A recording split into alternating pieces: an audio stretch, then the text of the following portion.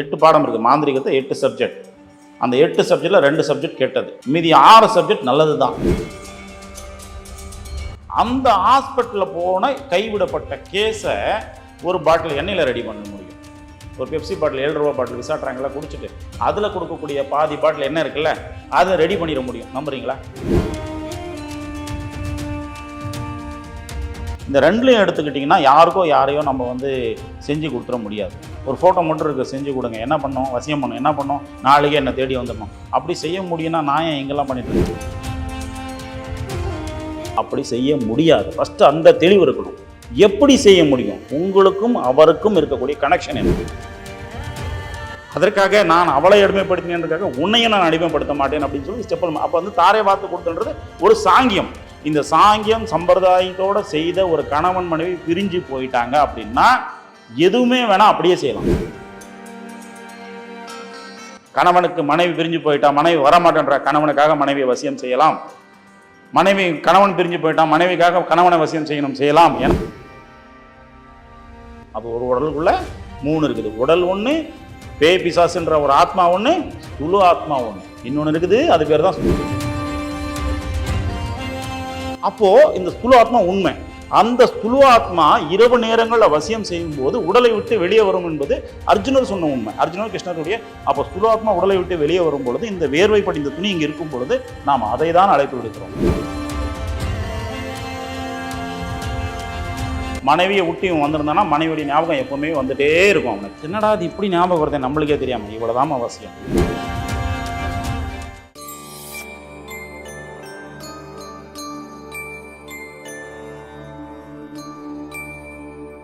Temple express நேயர்களுக்கு வணக்கம். நிறைய விஷயங்கள் நம்ம எல்லாருக்கும் புதுமையான பல விஷயங்கள் நமக்கு எப்பவுமே கொடுத்துக்கிட்டே இருக்கிறதுல குறைவே கிடையாது. நீ என்ன வேணாலும் கேளுமா, யாருக்கு எந்த சந்தேகமா இருந்தாலும் சரி, அதை உடனடியாக சொல்றதுக்கும் அண்ட் அந்த விஷயம் இப்படி நடக்குதுங்கிறத தாண்டி அது ஏன் நடக்குது, அதை எப்படி நடக்காம தடுக்கிறது, நமக்கு எப்படி நல்ல விஷயங்கள் நடக்க நம்ம தயார்படுத்திக்கிறதுன்னு பல செயல்களையும் செய்திகளையும் சொல்றதுக்காக இன்னைக்கு நமக்கு ஹொசூர்ல இருந்து குருஜி முரளி மோகன் அவங்க வந்திருக்காங்க. அவர்கிட்ட பேசலாம். வணக்கம். தமிழ் வணக்கம். இந்த மாந்திரீகம் அப்படிங்கிற விஷயத்துல நல்ல விஷயங்களுக்காக பயன்படுத்துறோம்னு ஒரு தரப்பு, கெட்ட விஷயங்களுக்காக பயன்படுத்துறோம் அப்படிங்கிறது நம்ம பார்க்க முடியுது இல்லையா? இப்போ நல்ல விஷயம் எப்படி ஆயிடுச்சுன்னா, எனக்கு ஒரு விஷயம், நான் ஒருத்தனுக்கு கெடுதல் செய்யணும்னா அது எனக்கு நல்லது, அப்போ நான் அதை நல்லதா பார்க்குறேன். அவன் பாதிப்படைஞ்சு எனக்கு பிரச்சனை இல்லைங்கிற மாதிரி ஒரு பக்கம் போயிட்டு இருக்கு. அவனுக்கு என்ன தேவையோ அது நல்லதுதான், அவனுடைய பார்வை இல்லைங்கிற மாதிரி ஆயிட்டு இருக்கு. ஆனா இதுல நல்லது கெட்டதுன்னு இருக்கு இல்லையா? அதுல கெட்டது சீக்கிரமா நடந்துடுது, நல்லது நடக்க நேரம் ஆகுது. ரெண்டுக்குமே பண்றாங்கல்ல, அதை பத்தி சொல்லுங்க. ஆமா, ஒரு விஷயம் நல்லா புரிஞ்சுக்கணும். கெட்டது பண்ணுறாங்க மாந்திரிகத்தில் அப்படின்னா 8 பாடங்களில் ஒரு பாடம் கெட்டது, 2 பாடம். 8 பாடத்தில் 2 பாடங்கள் கெட்டது. 8 பாடம் இருக்குது மாந்திரிகத்தை 8 சப்ஜெக்ட். அந்த 8 சப்ஜெக்டில் 2 சப்ஜெக்ட் கெட்டது, மீதி 6 சப்ஜெக்ட் நல்லது தான். ஆனால் அந்த 2 சப்ஜெக்ட் கூட நான் ஓப்பனாகவே சொல்கிறேன், அப்போ தான் புரியும். மாரணம்னு ஒரு சப்ஜெக்ட் இருக்குது, ஸ்தம்பனம்னு ஒரு சப்ஜெக்ட் இருக்குது, பேதனம்னு ஒரு சப்ஜெக்ட் இருக்குது. பேதனம் எதுக்கு வச்சான்? நோய் பேதனம், அக்னி பேதனம். அந்த காலத்தில் அந்த அக்கின்னுவாங்க, உடம்புல அக்கியாக வந்துருச்சு அப்படின்னு சொல்லுவாங்க. அந்த அக்கி பேதம் தான் அது. நோய் பேதனம், உடம்புல நோயை பிரித்து எடுக்கிறது தான் பேதனம். அதுக்காக வச்சதை உயிர் பேதனம்னு இவன் கொண்டு வந்துட்டான். உயிரை பிரிக்க போகிறேன் நான். மாரணம், நோய் மாரணம், புரியுதா? தரித்திரம் மாரணம். அந்த தரித்திரம் மாரணம் அங்கே இல்லை, ஆனால் அதுக்கு வேற பேர் இருக்குது. ஆனால் அதோடைய மொழிபெயர்ப்பு இதுதான். தரித்திரத்தை மாரணம் பண்ணுறது, தரித்திரமே இருக்கக்கூடாது. மாரணம், பசி பஞ்சனம் பட்டி மாரணம். நல்லதுக்கு தானே வச்சுருக்கான் எல்லாத்தையும். ஆனால் அதை மாற்றிக்கிட்டது யார்? நாம் தானே. நாம் என்ன பண்ணுறோம்? அவன் ஃபெவிகால்னு ஒரு கம்மை தயாரித்து, எஸ்ஆர்னு ஒரு கம்மை தயாரித்து கம்பெனிக்காரன் நல்லா ப்ரொடியூஸ் பண்ணி 250 ரூபாய்க்கு 1 கிலோ கொடுத்து, இது எடுத்துகிட்டு போங்கப்பா, வீட்டில் எல்லா கதவு ஜன்னல் எல்லாமே மின்னும்ப்பா, டைல்ஸில் இது மைக்கா ஷீட்லாம் போட்டு ஒட்டலாம்ப்பா, பெரிய பெரிய மாளிகை கட்டலாம்ப்பான்னு அவன் கொடுக்குறான். நம்மளால் என்ன பண்ணுறான்? நேராக போகிறான், 10 ரூபா கொடுத்து ஒரு டஸ்ட் வாங்குறான், வண்டி துடைக்கிற டஸ்ட் வாங்கி துணி வாங்கிடுறான், அதில் எஸ்ஆரை போடுறான், சேர்த்து வைக்கிறான், 10 வைக்கிறான், இழுக்கிறான். கேட்டால் அதில் போதை கிடைக்குதுன்றான். எஸ்ஆரை உபயோகிச்சது எதுக்கு? அதுக்கு AK-47 தயாரித்தவர் சொல்கிறாரு, நான் வெக்கப்படுகிறேன், தலைகுணப்படுகிறேன், தற்கொலை செஞ்சு இறந்துட்டார் AK-47 தயாரித்தவர். ஏன்னா நான் தயாரித்ததுக்கப்புறம் முதல்ல இராணுவத்துக்கிட்ட போகணும் சேரும்னு நினச்சேன். நான் தயாரித்து இராணுவத்துக்கிட்ட போகிறதுக்கு முன்னாடியே மக்கள் அழிக்கக்கூடிய தீவிரவாதிகிட்ட அது போயிடுச்சு. மக்களை பாதுகாக்கிறதுக்காக தயாரித்தார் AK-47. அதுக்கு முன்னாடி தீவிரவாதிகள்கிட்ட போயிடுச்சு. அப்போ படைப்புன்னு வரும்போது எல்லாமே நல்லது தான் படைக்கிறாங்க. அதை செய்கிற மக்களை பொறுத்து தான் நல்லது பண்ணுறதும் கெட்டது பண்ணுறதும். ஆனால் அப்போ வந்து வழிமுறை ஒன்று தான். அது நல்லது பண்ணுறதும் கெட்டது பண்ணுறதும் அவங்க கையில். ஒன்று. ரெண்டாவது விஷயம் என்னென்னா, எப்போவுமே நல்லதுகள் கொஞ்சம் லேட்டாக நடக்கும், கெட்டதுகள் கொஞ்சம் சீக்கிரமாக நடக்கும். இது எல்லா விஷயங்கள்லையும் இது உண்டு. எல்லா விஷயங்கள்லையும் இது உண்டு. காரணம் என்ன அப்படின்னா, நல்லது பண்ணுறவனுக்கு சில கோட்பாடுகள் உண்டு. இந்த வட்டத்தை விட்டு நான் தாண்ட மாட்டேன், இதுக்குள்ளே தான் நான் இருப்பேன், நான் இப்படி தான் வாழணும். அவன் தான் நல்லவன். எப்படி வேணாலும் வாழவன், எப்படி வேணாலும் பேசுவேன், எனக்கு வாய் இருக்குது, என்ன வார்த்தை வேணாலும் பேசுவேன், நான் நல்லவனா? எனக்கு சில கோட்பாடுகள் இருக்குல்ல, நான் இப்படி தான் பேசணுன்ற வரமுறை இருக்குல்ல. எனக்கு தான் எல்லா வார்த்தைகளும் தெரியும், அதுக்காக எல்லாமே பேசிட முடியுமா? அப்போ அந்த கோட்பாடுகளோடு வாழ்பவன் அந்த கோட்பாட்டுக்குள்ளேயே செய்கிறதுனால கொஞ்சம் நேரம் எடுக்குது. அந்த கோட்பாட்டு எல்லாம் மீறி அவன் எதுவுமே இல்லாமல் காட்டில் உக்காந்து அவன் என்ன குடிக்கணுமோ அதை ஒரு பக்கம் குடிச்சிட்டு, என்ன சாப்பிடணுமோ அது ஒரு பக்கம் சாப்பிட்டு துப்பிட்டு அவன் கெட்டது பண்ணுறான்.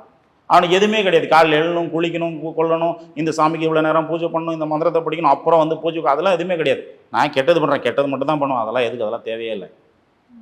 அப்போ நம்மளுக்கு கிடைக்கிற விட தான் நேரம் அவனுக்கு அதிகமாக கிடைக்குது, அதனால் கெட்டது நடக்குது. இப்போ நீங்கள் சொல்லும்பொழுது சொன்னீங்க, இந்த மாந்திரீகத்தில் வந்துட்டு இந்த அக்கியெல்லாம் போகிறதுக்காக ஒரு விஷயம் கொண்டு வரப்பட்டுச்சு அப்படின்னு. இந்த மாதிரி நோய் தடுப்புகளுக்காக கொண்டு வரப்பட்டு மாந்திரிகம் பயன்படுத்தப்படுதுங்கும் பொழுது இங்கே நிறைய பேர் நோயாளிகளே இல்லாமல் மக்கள்லாம் நலமாக தானே வாழ்ந்துருக்கணும். அதுக்கான ஒரு ஏற்பாடுகளும் முன்னாடி நடந்திருக்கணும்ல, அதெல்லாம் ஏன் நடக்கலை? இப்போ இது ஒரு டிபேட்டாக நீங்கள் போனீங்கன்னு வச்சுக்கோங்களேன், என்னால் ஃபைல்ஸ் கொண்டு வந்து டேபிள் மேலே வைக்க முடியும். அதாவது ஹாஸ்பிட்டலில், சரி, பெங்களூரில் ஒரு ஹாஸ்பிட்டல், ஏஷியா கான்டினென்ட்லேயே மிகப்பெரிய ஹாஸ்பிட்டல் நர்வ் சிஸ்டத்துக்கு அதை விட பெரிய ஹாஸ்பிட்டல் கிடையாது. அதில் செக்கப் மட்டுமே 20,000 ரூபாய். ஒரு செக்கப் மட்டுமே 20,000 ரூபாய். அப்பாயின்மெண்ட்டு, ப்ரீ புக்கிங் அப்பாயின்மெண்ட்டு 1.5 மாதத்துக்கு முன்னாடி பண்ணணும். அந்த ஹாஸ்பிட்டலில் போன கைவிடப்பட்ட கேஸை ஒரு பாட்டில் எண்ணெயில் ரெடி பண்ண முடியும். ஒரு பெப்சி பாட்டில் 7 ரூபா பாட்டில் விசா ட்ராங்கெல்லாம் குடிச்சிட்டு அதில் கொடுக்கக்கூடிய பாதி பாட்டில் என்ன இருக்குல்ல, அதை ரெடி பண்ணிட முடியும். நம்புறீங்களா? நடந்ததுக்கான ப்ரூஃப் என்கிட்ட இருக்கு. புரிஞ்சுதா? இந்த மாதிரி பல கேசஸ் மருத்துவர்களால் கைவிடப்பட்டது மாந்திரிகத்தால் செஞ்சுருக்காங்க. ஆனால் மாந்திரிகன்றது என்ன அப்படின்னா, முதல்ல அவங்க வந்து ஸ்டடி பண்ணணும். ஒரு ஆள் வந்து உக்காந்த உடனே இவருக்கு பிரச்சனை என்ன, மன ரீதியான பிரச்சனையா, அல்லது மருத்துவ ரீதியான பிரச்சனையா, அல்லது மாந்திரிக ரீதியான பிரச்சனையா? ஸ்டடி பண்ணிட்டான்னா, அம்மா இது மருத்துவ ரீதியான பிரச்சனை, நீங்கள் போகலாம், மருத்துவத்தை பார்த்துக்கலாம், இங்கே குணப்படுத்த முடியாது அப்படின்ற வார்த்தையை அவர் சொல்லணும், மாந்திரிகர் சொல்லணும், சாமியார் சொல்லணும். நீங்கள் போகிறீங்க, கொஞ்சம் உதவியாக இருக்கட்டும், கொஞ்சம் திருநீர் வச்சுட்டு போங்க, சாமி நல்லது பண்ணிட்டோம், அவர் சொல்லணும். அம்மா இது மன ரீதியான பிரச்சனை, இது மருத்துவத்துலேயும் குணப்படுத்த முடியாது, நம்மளாலையும் குணப்படுத்த முடியாது, நீங்கள் பேசி அவரை வழிக்கு கொண்டு வாங்க, பேசி பேசி பேசி நீ இப்படி பண்ணு அப்படி பண்ணி கொண்டு வாங்க, வேறு எதுலையும் குணப்படுத்த முடியாது அப்படி அவர் சொல்லணும். இல்லை இது மாந்திரிக ரீதியான பிரச்சனை, இது நான் மட்டும்தான் செய்யணும். அப்போ எல்லாமே பிரித்து பார்க்குற தன்மை இருந்துச்சுன்னா கரெக்டாக இருக்கும். இப்போ இந்தியாவில் எதுமா பெரிய ஹாஸ்பிட்டல்? இந்தியாவில் ஹாஸ்பிட்டலே பெரிய ஹாஸ்பிட்டல், எல்லாத்துக்குமே ஹெட் ஹாஸ்பிட்டல் இதுதான். ஒரு ஹாஸ்பிட்டல் இருக்குது, 5 எழுத்து ஹாஸ்பிட்டல் இருக்குது, டெல்லியில் இருக்குது. அந்த ஹாஸ்பிட்டல் ஹெச்ஓடி என்னோடய ஃபோன் கான்டாக்டில் இருக்கார். அந்த ஹாஸ்பிட்டலோட டீன் என்னோடய ஃபோன் கான்டாக்டில் இருக்கார். இப்போ என்னால் காட்ட முடியும். அவரே பல கேஸஸ் எனக்கு கொடுக்குறாரு. இது நான் ட்ரை பண்ண முடியல, ரொம்ப சிவியராக போயிட்டுருக்கு, நீங்கள் கொஞ்சம் பண்ணுங்க சாமின்னு கொடுக்குறாரு. புரியுதா? நான் இல்லை சாமி, இது வந்து இந்த கேஸ் கிடையாது, மருத்துவ கேஸ் தான், நீங்கள் அதிலேயே பண்ணுங்கன்னு நான் சொல்லுவேன். ஒரு நாளைக்கு குறைஞ்சபட்சம் 5 கால் குறையாமல் நாங்கள் பேசுகிறோம். 5 ஃபோன் கால் குறையாமல் நாங்கள் பேசிட்டே தான் இருப்போம். இங்கே தான் இருக்குது ஃபோன், எடுத்து செக் பண்ணிக்கலாம், ஃபோன் நீங்களே எடுத்து நீங்களே செக் பண்ணிக்கலாம், நான் பார்க்குறத விட. அப்போது அவருக்கு தெரியாதான் நம்மளுக்கு தெரியும். இந்தியாவிலேயே தலைமை ஹாஸ்பிட்டலுமா அது? தலைமை ஹாஸ்பிட்டல் இருக்கக்கூடிய ஒரு ப்ரொஃபஸர். அந்த ப்ரொஃபஸர் உலக நாடுகளுக்கெல்லாம் போயிட்டு வராரு. முந்தனத்து வந்து சிங்கப்பூருக்கு போயிட்டு வந்தார். சிங்கப்பூருக்கு போனது எனக்கு தெரியும், அங்கேருந்து கிளம்புனதும் தெரியும், வந்ததும் தெரியும், எதுக்காக போனாருன்னு தெரியும். என்ன இன்னைக்கு வந்து ஃபீமேலுக்கு ஏற்படக்கூடிய பிரஸ்ட் கேன்சருக்கு ஒரு அம்பாசிடரை போட்டு நீங்கள் இதை வந்து உலகத்துக்கு முழுசாக பரப்புங்க, இந்த விழிப்புணர்ச்சி செய்யுங்கன்னு சொல்லி என்ன லெட்டர் பேடில் சைன் பண்ணி கொடுத்துருக்கு, ஹாஸ்பிட்டலே சைன் பண்ணி கொடுத்துருக்கு, என்ன வந்து போட்டிருக்கு. அப்போ எனக்கும் அவங்க இருக்கக்கூடிய, ஏன்னா அவருக்கு தெரியும் நான் உண்மையானவன், என்னன்னு இருக்குன்னா இருக்குன்னு சொல்லுவார், இல்லைன்னா இல்லைன்னு சொல்லுவார். அந்த மாதிரி ஆளை நம்ம தேர்ந்தெடுக்கிறது தான். வந்து உக்காந்தனா இதை செய்வனதை நான் குணப்படுத்திடுவேன். எப்படியே சுகரை, உடம்புக்கு வந்த நீரிழிவு நோயை, சுகரை இவர் குணப்படுத்திடுவாராம். யாரு? மாந்திரிகர். எப்படி குணப்படுத்த முடியும்? இப்போ பெரும்பாலும் இப்போ எங்களுக்கு ஒன்று என்ன தோணுது அப்படின்னா, யார் உண்மையானவங்கன்னு கண்டுபிடிக்கிறதுக்கு ஏதாவது டிப்ஸ் இருக்குமான்னு கேட்க தான் தோணும். எல்லாமே உன் கர்மா தாம. உனக்கு ஏமாறன்னு உன் தலையில் இருந்தால் ஒன்றும் பண்ண முடியாது. உன்னுடைய கர்மா, நீ எப்படி சம்பாரிச்சு அப்படி போகும். நீ எப்படி சம்பாரிச்சோ அப்படி போகும்.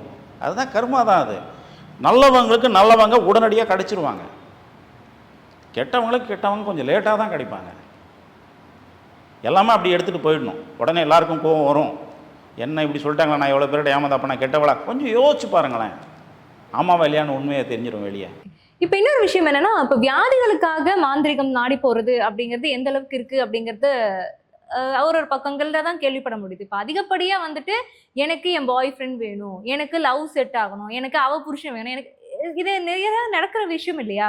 ஸோ இந்த மாதிரியான இல்லீகல் கான்டாக்ட்லயோ இப்படி ஒரு தொடர்புல இருக்கக்கூடிய ஒரு நபரை வந்துட்டு நான் பிரிக்கணும், என் ஹஸ்பண்ட் எனக்கு வேணும், இப்படி நிறைய போட்டிகள் பொறாமைகள்லாம் நம்ம பார்த்துட்டு தான் இருக்கோம். இப்படி இதுக்காக தான் செய்வினை அதிகமா இருக்கு அப்படின்னு சொல்லப்படுறாங்க. செய்வினையில் ஒரு சப்ஜெக்ட் அதுவும் அவ்வளோதான். வசியம், மோகனம், தம்பனம், ஆகர்ஷணம், வெத்து வேடனம், மாரணம், இதெல்லாம் ஒன்று எல்லாம் வந்து ஒரு சப்ஜெக்ட். இப்போ முதல் சப்ஜெக்ட் வந்து வசியம், நீங்க சொன்னது வசியம். ரெண்டாவது சப்ஜெக்ட் மோகனம். நீங்கள் சொன்னீங்களா, மோகத்துக்காக மட்டும் ஒரு ஆணையோ ஒரு பெண்ணையோ பயன்படுத்துவதல், கட்டிலுக்காக மட்டும் ஆணையோ பெண்ணையோ பயன்படுத்துதல். இந்த ரெண்டுலையும் எடுத்துக்கிட்டிங்கன்னா யாருக்கோ யாரையோ நம்ம வந்து செஞ்சு கொடுத்துட முடியாது.